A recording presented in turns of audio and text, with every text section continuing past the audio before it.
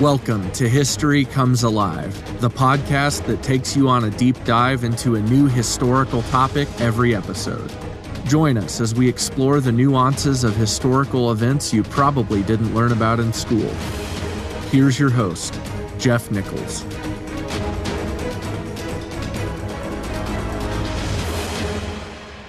Welcome back. We've got an exciting story to tell today, one of inner controversy and turmoil. They say a house divided against itself cannot stand. Well, the Pequots in 1637 were one such house. We've developed a working model of their last several years as far as relationships to other people. We've seen how the Europeans had first traded with them and then tried to subvert their power and influence. We've talked about the Narragansetts and both groups of Niantics, one on the side of the Pequots and one on the side of the Narragansetts. We've talked about the debilitating effect the smallpox epidemic had on their population. Lastly, we've talked about the murder of Tatobem, their main sachem and his successor, Sassacus. Not his murder, just the fact that he succeeded Tatobem.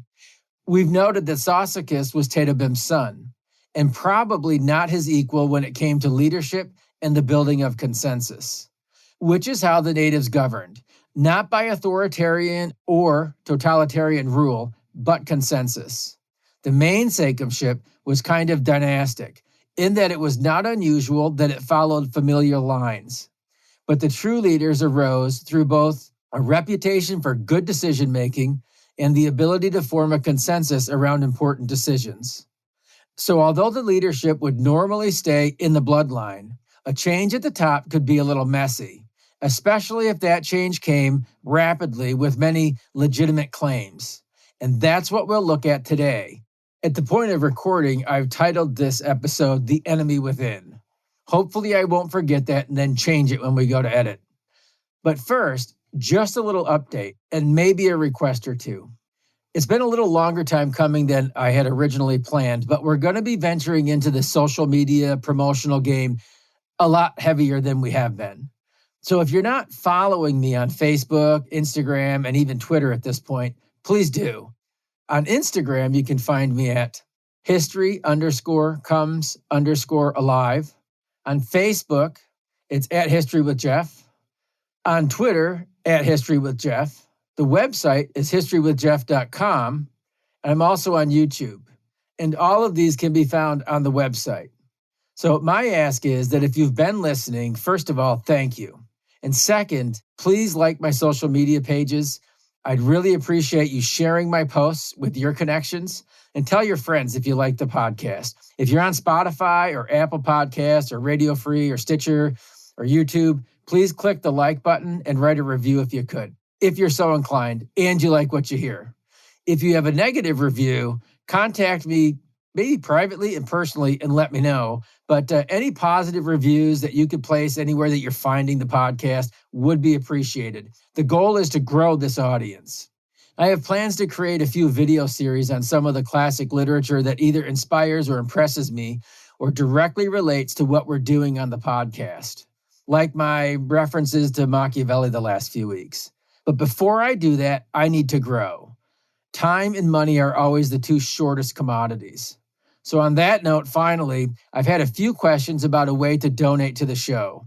That would be appreciated. It's humbling to be asked that question, but I'm going to be setting up a Patreon account very soon. It may actually be on the website by the time I release this episode. That will be available, again, very soon. So if you're inclined, please look for that. Anyways, the big ask is that you like and share the social media posts, write the reviews wherever you're finding the podcast, and share the podcast yourself with your people. That would be fantastic. I'd appreciate it. So with all that said, let's look at the divided house of Sassacus. A little review for some new folks and maybe for all of us. It's always good to go back. We've spent a lot of time on the Pequots. There's been a lot of information. So in 1636-37, things started to fall apart. And at the time of the Pequot War, Sassacus was the main sachem of the Pequot nation. He had ascended to the position when his father was killed by the Dutch. And frankly, the Dutch had established a trading post within the territory of the Pequots, but wanted them to allow everybody safe travel to their post for trade. Tatobem had agreed, but maybe he didn't quite get the idea, or maybe he felt compelled at the time by the Dutch, pressured to accommodate their request. He did want their trade, but the inequality of the deal benefited the Dutch financially while potentially threatening the Pequots in their own land. So, when a party of Narragansetts showed up, you remember these were the guys that had been able to withstand the Pequot advances and maintain their own independence from them. In fact, they had a small league of tribes that were under their protection from the Pequots. Well, it was a little protection and maybe a little tributary system of their own. At any rate, the Narragansetts came to Pequot country to trade with the Dutch. The Pequots killed them, and in return, because their economic gain was threatened, the Dutch promptly killed Tatobem. It's an odd thing to me that the Pequots did not just wipe the Dutch out at that point, but they didn't. They still tried to trade. I mean, it's the money. Always follow the money. The commercial gain was everybody's goal. They would try to retaliate, Algonquin style. But there were two problems with their approach. First, the Europeans refused to recognize it, Algonquin style retribution. And secondly, they killed Englishmen and not Dutchmen. And it snowballed from there.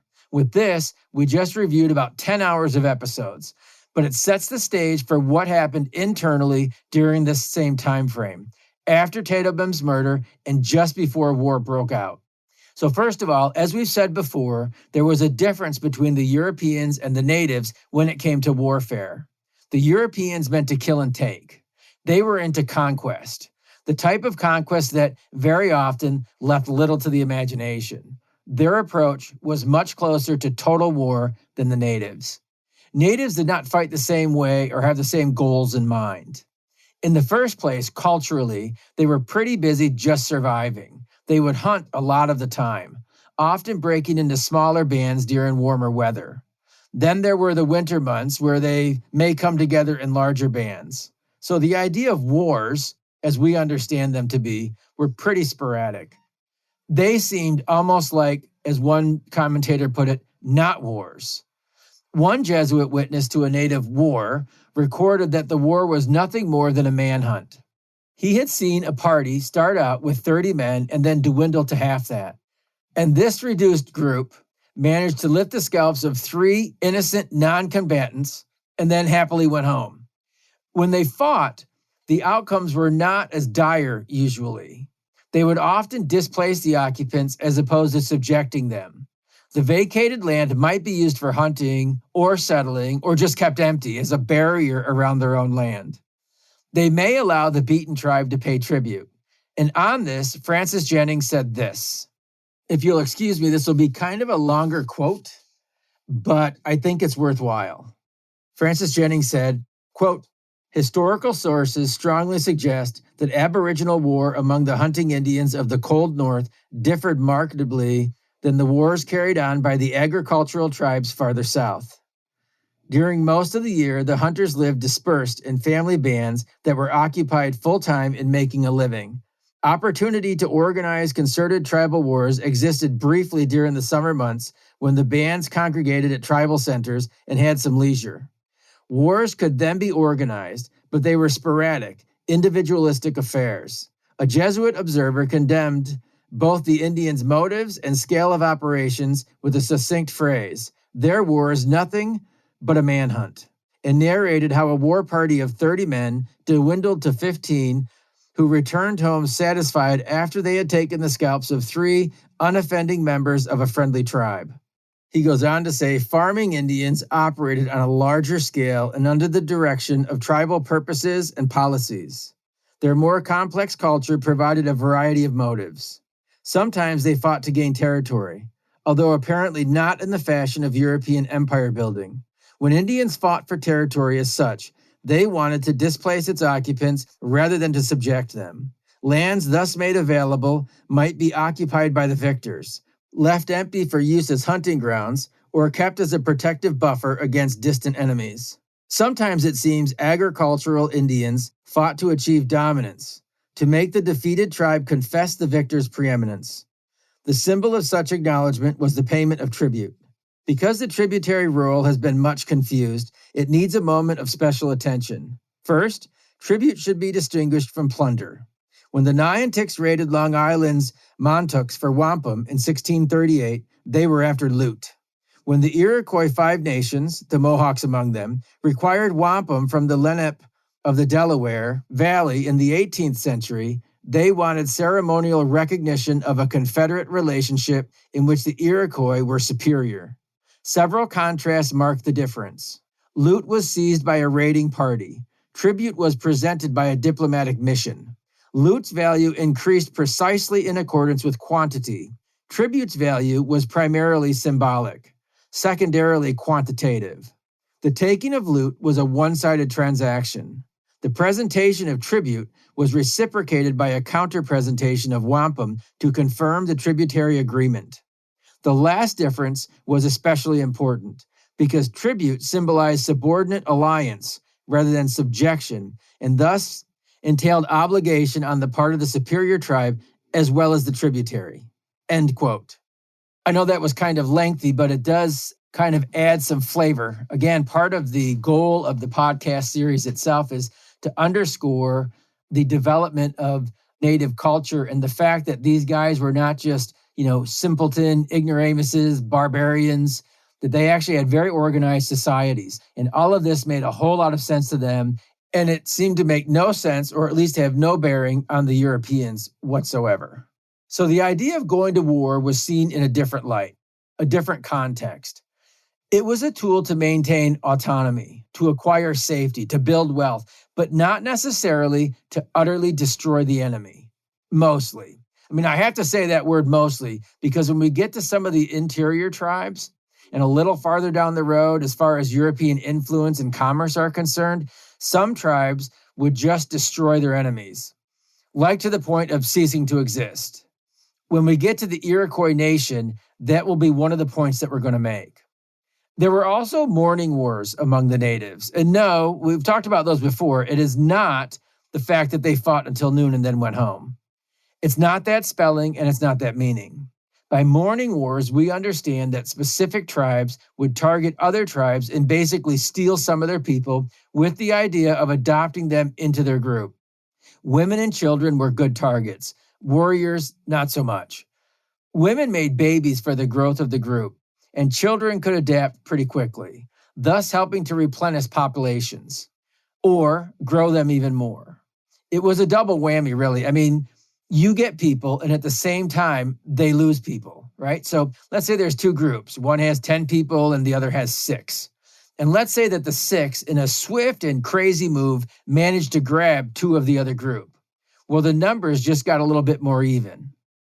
So you get the idea. If you compound those numbers larger and larger, you begin to see how mourning wars could actually have a real effect. And if you targeted the baby makers or the young ones, you may affect an entire generation coming up. And obviously, people died during these engagements. Nobody wants their loved ones taken from an individual standpoint. But the whole group suffered as well. It weakened the group that lost the people. So don't think that these wars were any less cruel or devastating. There may have been less death, but they may have been more cruel. So anyway, the natives had a very different view of war and why you waged war and how you waged war, what you did with the spoils. But the coming Pequot War was of European making, and it would rattle even the allies of the English. But the Pequots were already having an internal war of sorts, and it was very destructive. When Sassacus assumed his father's position, there was controversy. His ascendancy was not celebrated by all. It was challenged by multiple men, with varying degrees of legitimacy. But the consensus that Sassacus was the main sachem was never achieved for years. The conflict with the English was seen by many as a way to level that playing field. And I want to talk about a few of those guys, the challengers to the leadership, the division within. These guys all had some measure of legitimacy. At least they thought so. And the common folks kind of put up with the nonsense. It's a weird thing. You would think that anyone suggesting a serious challenge to the main sachem would be killed or expelled from the nation permanently. But that's not the case. First of all, in their society, you need warriors. So if a guy has any standing, he obviously represents a contingency of men. However small that might be, it could be disastrous if they left your group. Worse, if they fought as they left. They'd kill some loyal guys and maybe even join your enemy. I mean, that was common too. Often, if a guy challenged the main sachem and was found out, he would be humbled. Maybe free to leave or allowed to leave, but he'd be welcomed back when he was ready to humble himself. He'd apologize, he'd make a pledge of loyalty, maybe he'd give up some land or some people underneath him, but he'd be accepted. These are important pieces to our story. What we'll see today is that there were several of these guys hanging around in the years leading up to the Pequot extermination. They didn't help matters. And as we look at their lives, think about how this must have felt for Sassacus. Think about what it looked like to the Pequot enemies or tributaries, tribes like the Narragansetts or the Wangunks, licking their chops at the destruction of the Pequots from within their own nation. Enemies do that, you know. They just watch as the other party wilts through division, forgetting that their common unity makes them more connected than divided. I see that in our day as well. After the internal challenges take their toll, the enemy may one day realize that the door is wide open for attack. And that they do. That's the setting for today, the internal divisions and the vulnerable position it left Sassacus in, the divided and the lonely position. And again, it's a good lesson for us as we look at the political landscape in our own day. Division causes weakness, and our enemies know that. And they won't be very apologetic, and they won't really care what side of the argument internally you are on when they attack. So in the end, it was not a war of English against native. It was not a war pitting native against native for the sake of war. That understanding is way too simplistic. There was reluctance to fight, but necessity. At least that was the feel of it. Some, like the Narragansett sachem Ninigret, actually managed to abstain from fighting. So our first character that we want to look at is named Wequash. He was a rival for Sassacus's position, and he argued lineage like they all did. And this guy, keep an eye on him, he just keeps popping up in the storyline. He was a prominent figure throughout the process of Pequot destruction. He was at the Narragansett village when Roger Williams vied with the Pequot diplomats for Narragansett support. This is where Wequash and another lesser Pequot sachem, Wutluck-Quackamin, if I've said that correctly, it's a long name with lots of letters, Wutluck-Quackamin, officially recognized the opportunity to actually move out of the Pequot camp and into the Narragansett camp. So here, Sassacus lost two sachems and their followers. And to make matters worse, Wequash helped William secure the support of Niantics and Canonicus. Because if you remember, Canonicus was very leery of the English.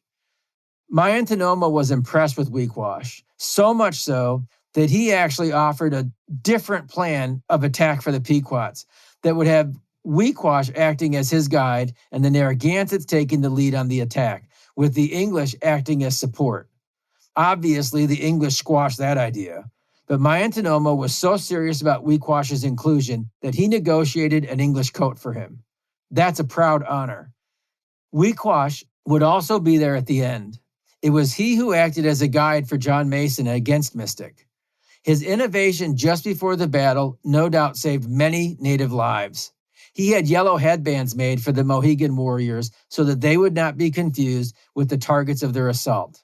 I think it's kind of weird that he didn't have enough for the Narragansetts. I mean, I wonder if that was on purpose. He really had just left the Pequots, group for the Narragansetts. So why wouldn't he have the yellow headbands for his new group? And the other thing is, I think it's pretty cool because when I watch these war movies or I watch something from feudal Europe and you see these big battles go on, these big campaigns, and people all seem to be dressed alike, I often do wonder, how did these people tell each other apart in the heat of the battle? So that's pretty ingenious that he came up with those yellow headbands. Therefore, the Mohegans weren't going to be killed by their own. The question, though, is, where was Wequash's loyalty? Because as we'll see, he's a complicated man. In the end, I think he was very conflicted internally. Where were his loyalties? Anyways, after the Mystic Massacre, he was still very helpful in the immediate situation. As it turns out, he offered to tell Lion Gardner which of the still living Pequots had English blood on their hands, as if the massacre was not enough. I mean, as we'll see, many of the natives in full support of the English were disturbed by their brutality, but apparently Wequash was not one of them. This is a good example of the Machiavellian influence that was very pronounced in the English. We talked about that in episode 46, and I've been putting out some audio videos of these clips, but it's easily identified in most leaders. And I'm not going to dwell too much here because Uncas is going to be our prime example of the tactics of diplomacy and military action. But we do see the Machiavellian nature in Wequash. One thing about Wequash does stand out from almost all other natives that we're going to look at, and that is he eventually converted to Christianity. At least he professed so at the end of his life, about the last year and a half or so. The one thing that the Puritans failed at miserably was evangelism among the natives. Even their closest allies and friends, Massasoit, Mayantonomo, Uncas, these guys were very aggressive towards evangelism. They did tolerate it for a while until they realized that they would have to give up their old ways and change. There were some groups that came to be known as praying Indians, but the vast majority never were. Wequash was. If the story has been recorded correctly, he was not just a convert to Christianity, but a martyr for his new faith. As Karen Ordahl Cooperman records, quote, Wequash bore 1,000 injuries from other Indians for his holy profession. So disturbing was Wequash's behavior that some Indians, inspired by the devil, poisoned him. But according to Mr. Shepherd, a godly minister in the Bay, he had been a Christian for a year and a half and died a martyr, asking for his child to be brought up among the English. Wequash was, quote, certainly in heaven, end quote. The authors of New England's First Fruits apparently knew Wequash's story by relation. He lived in Connecticut.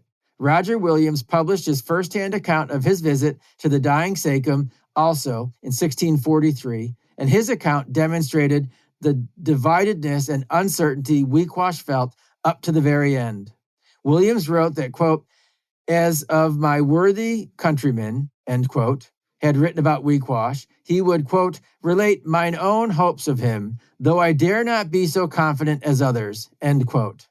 Williams, quote, closed with him concerning his soul, and Wequash reminded him of their conversations years earlier, in which Williams had acquainted him with the condition of all humankind and the need to turn to the Christian God.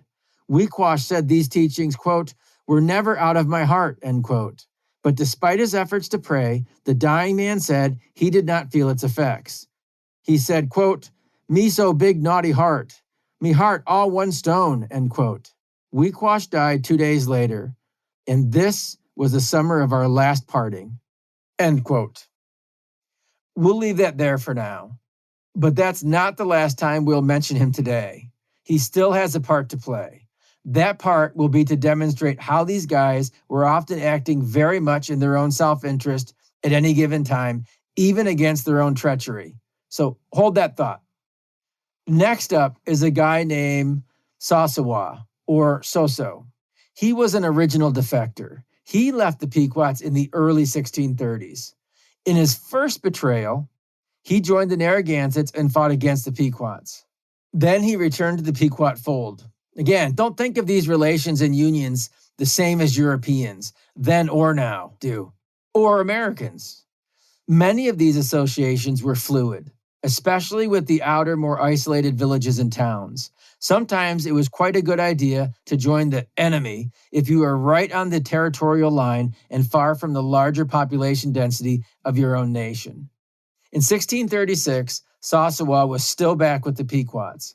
In the heat of a battle, he turned on the Pequot war captain and killed him, cut his head off. Then he returned to the Narragansetts. At this point, Wequash tried to kill Sassawa. Now, Wequash was probably still with the Pequots at this point, at least in body, if not in spirit. But it's kind of weird to me because it does seem like they were at least of a kindred spirit, right? Wequash had to have been thinking about defecting at this point. But he should have been still with the Pequots officially. It would be later that same year, beyond the time of warfare, that the meeting at Canonicus's town took place where Wequash officially left the Pequots. So it's no doubt that these guys knew each other. Roger Williams wrote about Sassawa. He said that he was, quote, Miantinomo's special darling and a kind of general of his forces, end quote. In his book, Key into the Languages of America, Roger Williams would later write that the apparent double defection of Sassawa was in reality only a single defection and then an act of treachery where he feigned Pequot loyalty for a second time. And it never was. It was a ruse. To this, Roger Williams said, quote, their treacheries exceed Machiavelli's, end quote. And, quote, his act was false and treacherous, yet herein appears policy, stoutness, and activity, end quote. So here again, as I've mentioned Machiavelli, so did Roger Williams. He also seems to have given it almost a stamp of approval or endorsement of the sinister, treacherous nature of how Sassawa had conducted himself. Stands to reason, he must have figured. So Sassawa displayed the attitude prescribed by Machiavelli. That is, to be a leader, you must be ruthless. You must be willing to put away honor and lie. You must pretend to be moral, but be ready to be less than moral. Also, you must be willing to do the hard things militarily. I don't know, betrayal and murder seem pretty Machiavellian.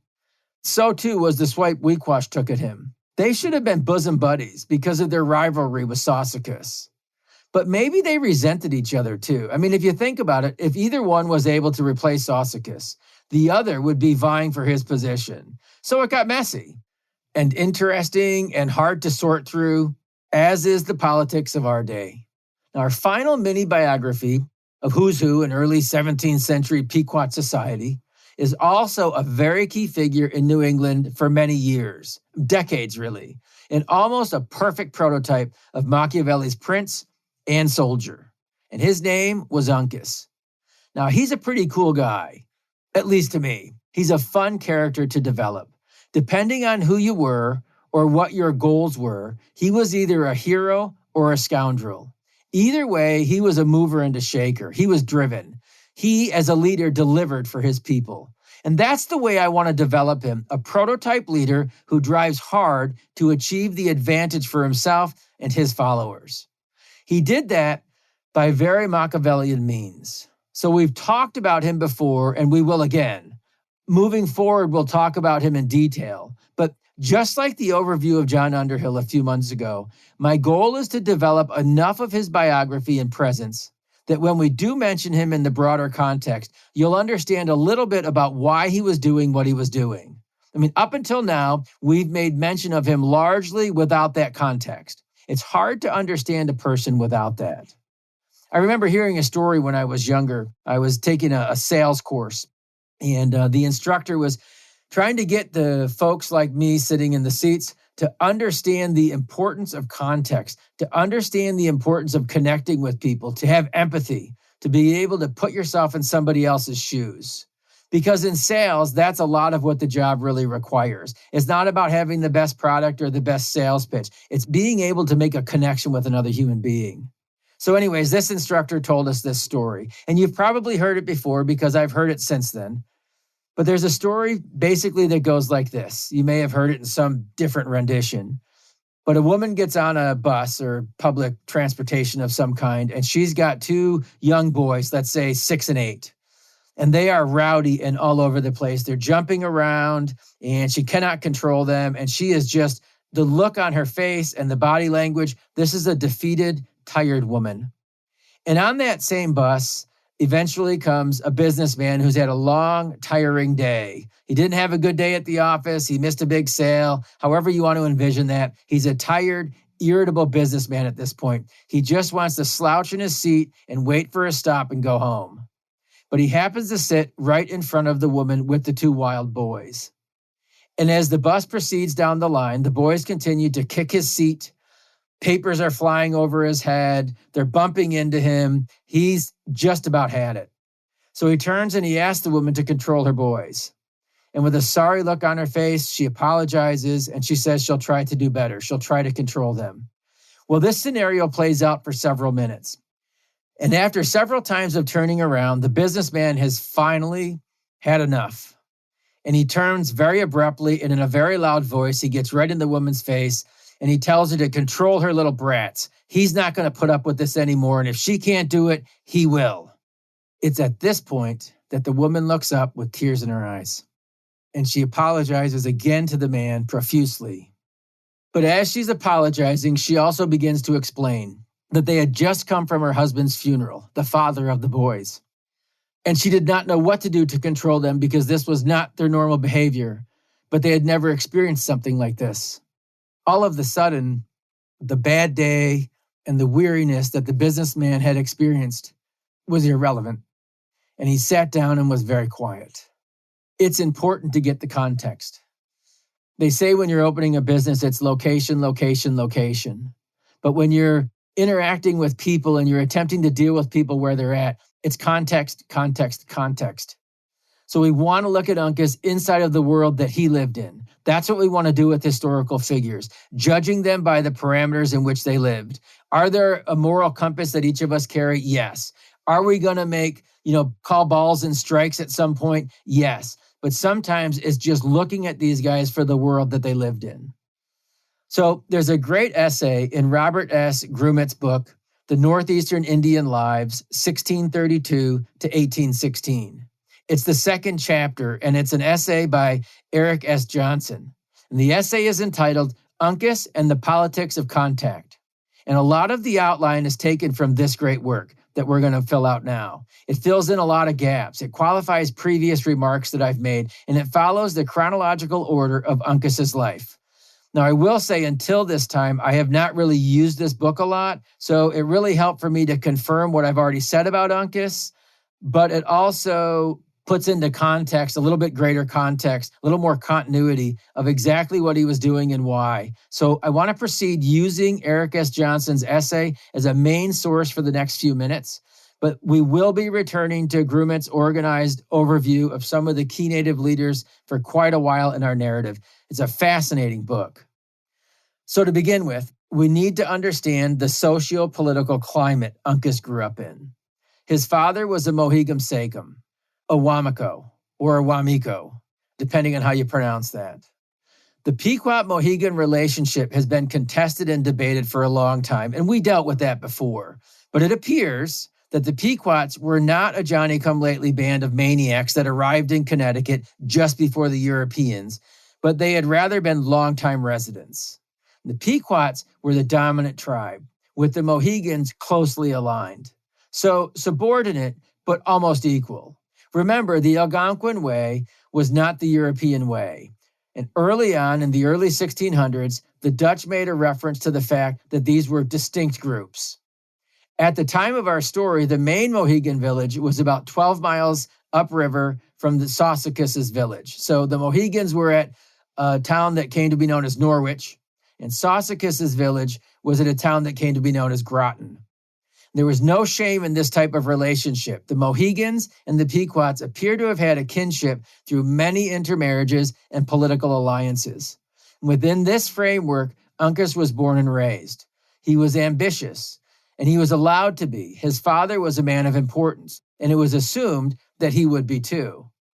That assumption would naturally only have been magnified when he married the daughter of Tatobem, the main sachem of the Pequots, Sassacus's sister. So ultimately, Uncas was not just vying for the main sachemship, he was vying for that main sachemship against his brother-in-law Sassacus. Uncas rose to a prominence that few achieved. He was a political genius, a strategist, a premier diplomat for his people. Over the ensuing years after the murder of Tatobem, Uncas rebelled 5 times against the leadership of Sassacus. He felt that he deserved that honor. But the majority of the Pequot population rejected that idea because he was, in fact, a Mohegan. The marriage to Tatobem's daughter and the fact that his father was a sachem were not enough to secure the support. The fact he claimed generations of intermarriage with Pequot royalty was not enough. But each time he rebelled, Sassacus took him back once he humbled himself. Each time he would lose a little credibility, a little position, a little land, a little people. It was the Algonquin way. But also, Sassacus knew that Uncas did have some support and a plausible argument for the sachemship. So he avoided further disloyalty by accepting Uncas back into the fold again and again. And Uncas, for his part, each time he had been repelled by the Pequots, would live among the Narragansetts, and these times built friendships and relationships that he would use later. When you see the game that he played, this was a long game he was playing. It was kind of like he was playing chess and everybody else was playing checkers. Maybe they hadn't even gotten their checkerboard out yet, because Uncas was thinking long term. So by 1636, Uncas was a leader of a very small band of outcasts. It was said that he could not even entertain a deer hunt with his followers. The general Mohegan mood was pretty dark against Sassacus. There were instances where the Mohegans blocked Pequot hunting parties from hunting on traditional hunting lands, an act that never would have been thought possible when Tatobem was alive. It kind of exemplifies much of what we've discussed so far. So there were fractures in the nation itself. Anyway, at this time, 1636, Roger Williams estimated that Uncas controlled less than 50 adult men. So his estimated group was somewhere in the 400 to 600 range. So one thing that struck me was he's got less than 50 adult men, but I guess somewhere hovering around 50, or he would have said 40, right? It was said that he could not even entertain a deer hunt with his followers. How many men went on a deer hunt? Just a random question I had as I was reading over my notes. Anyways, Niantics, who knew Uncas and also was aware of the internal Pequot issues, did not think a lot of the Mohegans under Uncas's control. He said that they were, quote, but twigs, and we Narragansetts are a tree, end quote. That's not a flattering analogy.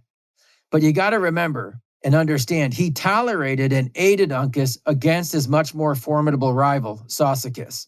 Uncas would leave the Pequots, he'd live among the Narragansetts, then he'd go back. He kind of sheltered him with disdain. Now, I didn't read that from anybody, but that's kind of what I gather. Like, Niantics was a host, but far more because of his disdain for Sassacus and the danger he saw in him than any real kindred spirit with Uncas. And that attitude would cost him dearly later. In fact, it would cost Niantics everything in time. Now, here's a spoiler alert. Uncas and Niantics were allies against the Pequots until they were gone, and then they vied each for preeminence. And we're going to tackle that situation in time. So his numbers and reduced stature among the Pequots may have been the reason that he ingratiated himself with the English, especially at first with John Mason of Connecticut. And once he started down this road, he never looked back. He continually instigated the English against the Pequots. In Machiavellian style, he lied. He distorted. He embellished what was already a tense situation. He earned high praise from men like John Mason and Jonathan Brewster. He would form a lifelong bond with Mason, but it was Brewster he told about a Pequot plan to attack an English vessel years before. As recorded by Eric S. Johnson, quote, by June of 1636, Jonathan Brewster of Plymouth Colony called Uncas, quote, faithful to the English, end quote, in a letter to John Winthrop. At the same time, Uncas did his best to instigate and nurture the growing enmity between the English and the Pequots. In the same letter in which he praised Uncas, Brewster repeated a story that Uncas had told him, in which the Pequots, led by Sassacus and his brother, had planned to attack a Plymouth ship, only to be foiled when, quote, as soon as those bloody executioners arose out of the ambush with their canoes, they discerned her under sail with a fair wind returning home, end quote. Uncas went on to claim that the Pequots were so certain of an English attack that they would soon strike first, out of desperate madness. He further falsely accused Sassacus and his brother of direct involvement in the death of Captain Stone, whose murder provided one of the pretexts for English aggression in the Pequot War. This incident marks the first appearance of Uncas in the historical record. He was already pursuing a strategy that was to characterize his relationship with the English, ingratiating himself with an English interest group and feeding them false stories about his native opponents in order to encourage hostility between the two, in the hope of triggering an English attack, end quote. So was he embellishing or just revealing Pequot paranoia? Was an attack imminent, Or were the Pequots simply afraid of the English aggression? I mean, as we've seen, it was the Pequots who continually extended the olive branch of friendship and goodwill towards the English, only to have that olive branch and goodwill declined. Was Uncas being totally truthful? Was he acting as a diplomat in the same sense as Ambrose Bierce would much later define as, quote, the patriotic art of lying for one's country, end quote. In the case of Uncas, he's lying for one's tribe. Was he a sinner or a saint, to take the analogy afforded us by Bierce one step farther? The combination of Bierce and Machiavelli seems so obvious to me, so perceptible. It makes it easy to remember the contributions of all three men. In my thought process and application, I mean, these historical connections help to form an articulate idea. They help me to remember the contribution of Uncas. They help me to remember a guy like Ambrose Bierce. They help me to remember Machiavelli and how these ideas and these concepts intertwined and found themselves in the very actions of Uncas. It also helps me then to furthermore keep focused and calm in a crisis that I experience in my own day, working through the layers of how men operate, the things that they do, their interior motives. I may not always know them, but I know that they're there. There's histories behind these people. These guys have reputation. They have a power base. They have influence that they want to gain or to maintain. All of these things motivate men. That's that context aspect of understanding where somebody is coming from. What is their background? What have they experienced in the past? What's going on in their life right now today? Like the woman on the bus as the businessman confronted her about her boys. So Uncas has his friends among the English, like Mason, but also his detractors, like Lyon Gardner and John Underhill. It's curious that the most glowing reports of Uncas came years later after Mason and Uncas had been in business together, and Mason had managed to secure a lot of land from Uncas. A little lying and deceit possibly, or at least embellishment on Mason's part towards his benefactor. Anyway, you see how twisted and questionable a man's testimony can become when it's transparent. Of Uncas, Mason recorded that at Mystic, when the total native force was around 500, Uncas had told him that the Narragansetts and the Niantics would eventually forsake the English. Now, he swore his allegiance, but that those guys would be gone. And in the end, it was as Uncas had predicted. And this further ingratiated him to Mason.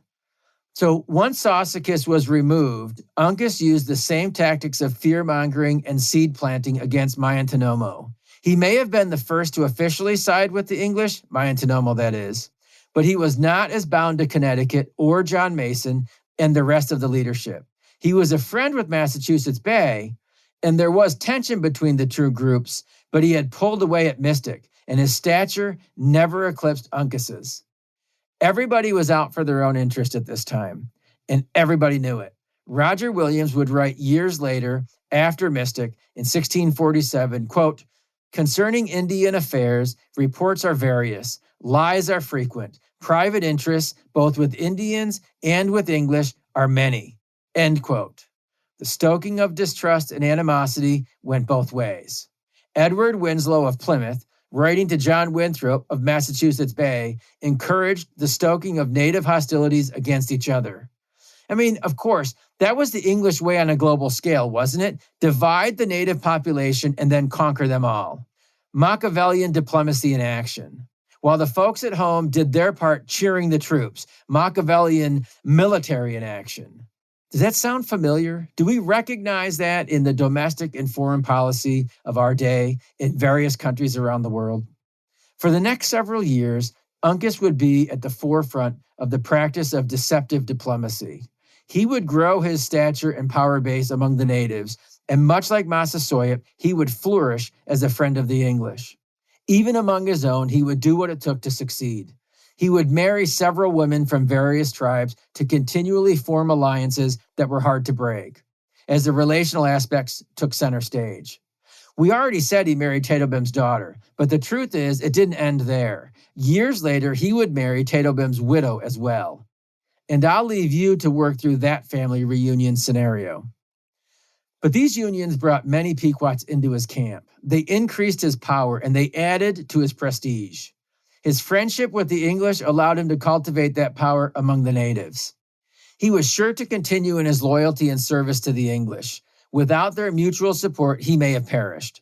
In one story, it was reported that sometime just after the Mystic Massacre, a combined force of Mohegan and English encountered a group of Niantics, and they now feared the English. They said they would not fight the English. The combined force was led by Uncas and Mason. But at this meeting, the Niantics said they would not fight the English, but would fight the Mohegans separately. So, just like with the English, Uncas was not without his detractors among the natives.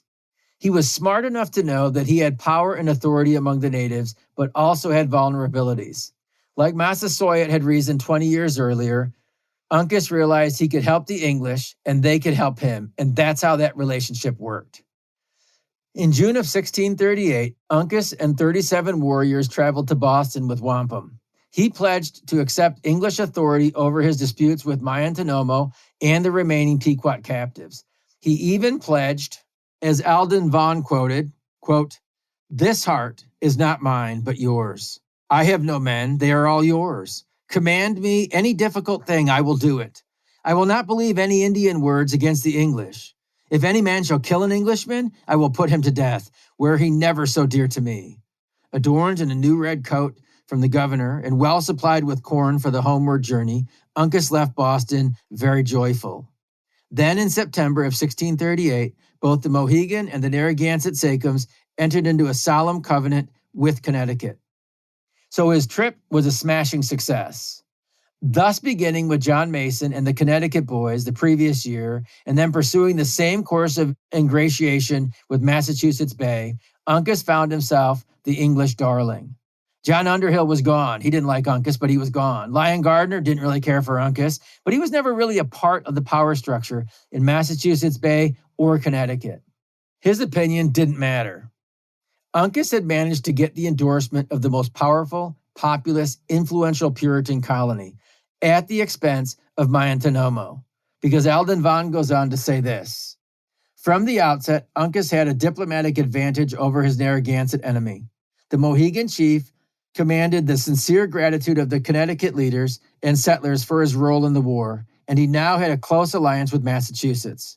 Miantinomo, on the other hand, having more tenuous ties to Connecticut, his covenant with Massachusetts Bay stipulated only perpetual peace and friendship, in contrast to Uncas's more comprehensive submission.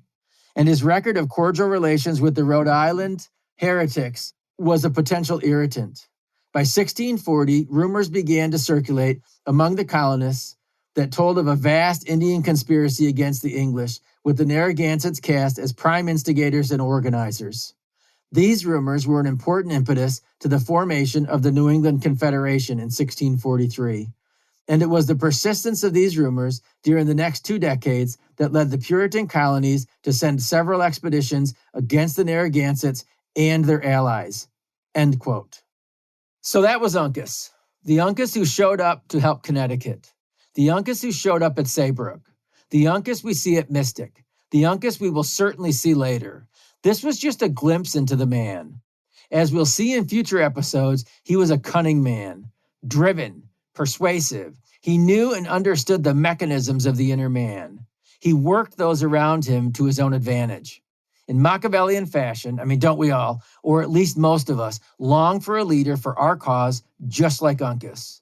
He would go on to consolidate a lot of power. He would command a lot of men, rule a lot of people, secure peace with the English for a long time.